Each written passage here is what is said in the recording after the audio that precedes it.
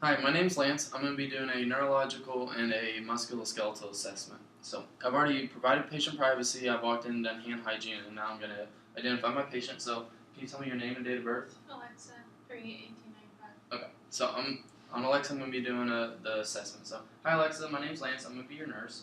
We're going to be doing a neuromuscular or a musculoskeletal and neurological assessment. So, we'll start with the musculoskeletal and then we'll move on to the neurological. So, we'll start with the upper extremities.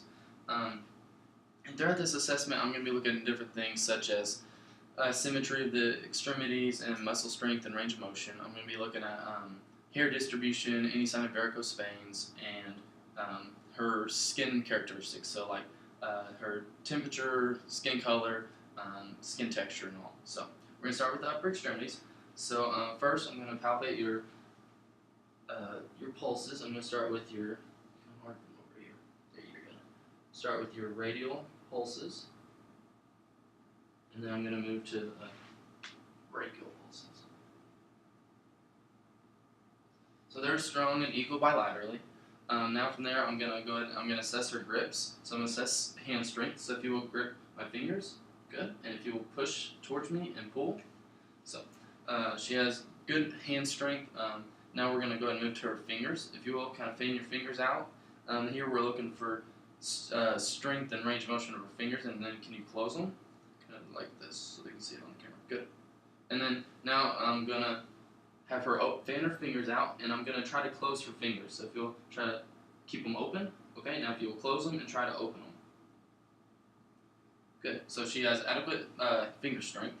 Now from there we're going to go ahead and assess range of motion of your hands and your fingers. So if you kind of go down, and we're going to do flexion and extension, and if you, can you do pronation for your arms and supination and all? Supination, pronation, good. And then can you go in and out? Okay. And then we're going to go ahead with the arms. We're going to assess your range of motion with your shoulders. So if you will, can you take your arm and move it up and then back down? Extension and flexion, and then can you also kind of step over? Can you do abduction out and adduct all the way across, and then can you reach back and try to scratch your neck? And then reach all the way behind and scratch the opposite side of your scapula. Good. Alright, so she has adequate range of motion in her fingers, her arms, and her shoulders. So now from there we can go ahead, I'll move to your lower extremities. So there they are. Okay. So with your lower extremities, we're going to start by assessing range of motion and strength. So if you will, can you take your leg up and try to move your leg in and out. There we go. For flexion and extension. And the main thing with this is for hip strength and hip range of motion, we would need to have her lay on a bed. It would be a lot easier. So we won't assess that too much here. We won't go into depth. But we will assess hip strength. So here I'm going to try to push her hips apart, and I'm going to have her pull them back together. And then if you will, try to push out. Okay? And then for your knee and hip strength, I'm going to push down on your legs, and if you'll try to pull them up. And then push down while I pull up. Good. Okay. And then we're going to assess your range of motion of your feet. So can you flex and extend up? Or flex and extend out. There you go. And then side to side. Okay. And are you able to pull your leg all the way out? Good. Okay. So there she has adequate muscle strength of her knees and her hips. She has good range of motion in her, full active range of motion in her feet. I'm going to assess for plantar and dorsiflexion with my hands, have her push up and push down. And then I'm going to go ahead and while I'm down here, I'm going to look at her, palpate her pulses. So I'm going to start with the popliteal pulses, which are in the back of the knee. I'm going to assess the pulses. And then I would go ahead and move down to her posterior tibial pulses.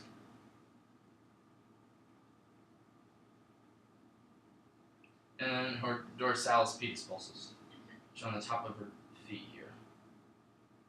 Okay, so all the pulses are strong and equal bilaterally. So throughout the assessment, we did note that she has adequate muscle strength in her hips, her knees, and her feet. Her extremities are symmetrical, and her skin color was consistent with ethnicity.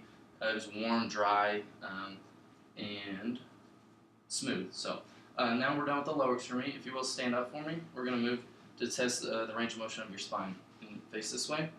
So while she walked in, I did look at her gait. I was kind of monitoring how her balance was, how her gait was. And then this is another way you can also look at her gait as she gets up and kind of moves around throughout this assessment. But for the first part, I'm going to have you bend over, try to touch your toes. And I'm going to be looking at her spine here. I'm going to look for any sign of scoliosis or kyphosis.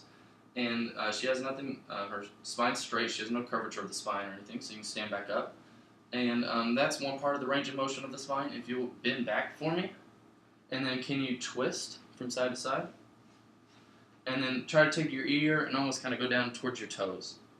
We're assessing range of motion for her spine here. Good, okay. And now while you're doing that, let's see, I'll have you turn back this way, kind of towards the camera. Alright, so I'm going to have you have your arms out and twist, have your palms up, close your eyes, and here this is the Romberg test. I'm going to monitor while she has her eyes closed for any swaying. I'm going to look at her balance, and she has good balance, she's not swaying at all. Okay, you're done. So that, she's able to do that without any problems, and her gait looks good as she moves around. She has no problems moving around, she has no gait problems. Okay, you can go ahead and sit down. So that's the end of my musculoskeletal assessment. We'll move to the neurological part of it. So first we're going to go ahead and I'm going to do the rapid movement test. And this is where I'm going to have you take your hands and slap your legs and bring them up and twist. And then slap again. And as fast as you can do that. Good. Okay? And then from there I'm going to go ahead and we'll do the finger to nose. So this is where I'm going to have you touch your nose and then touch my finger. I'm going to move it around different spots, okay?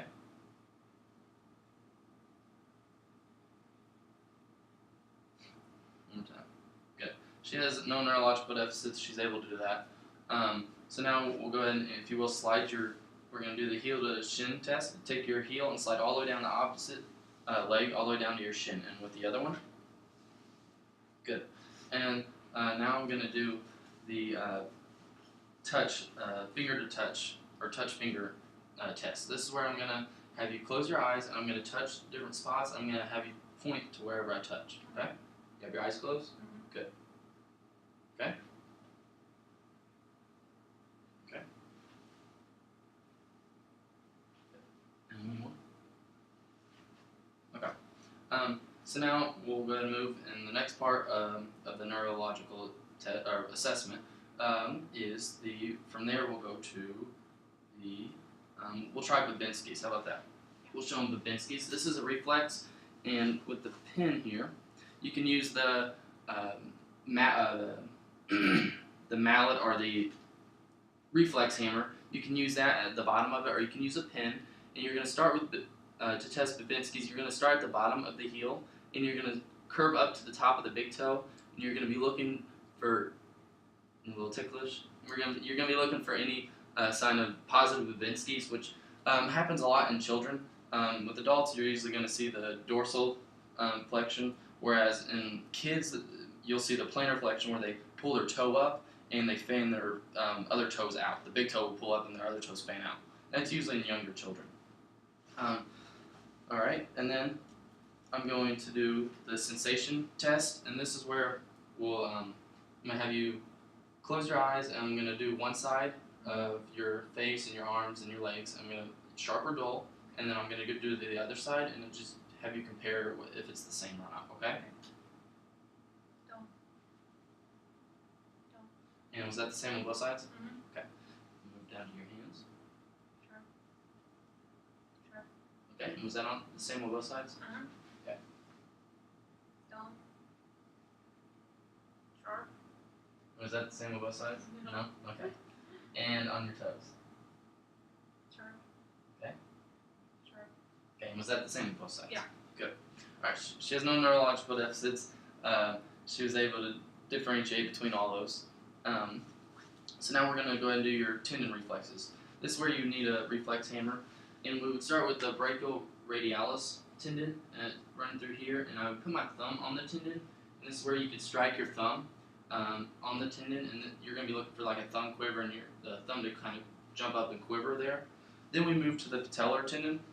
You're going to go to the patellar, and you're going to find the depression right kind of below the kneecap there, and that's the patellar tendon. and that's where you would strike, and you'd be looking for her leg to shoot up. And then lastly, we'd have the Achilles tendon. It's kind of on the back of the ankle here, shooting up right behind, right next to the bone. And that's where you strike the Achilles, and this is where you're kind of looking for the foot to flex up. And so those are your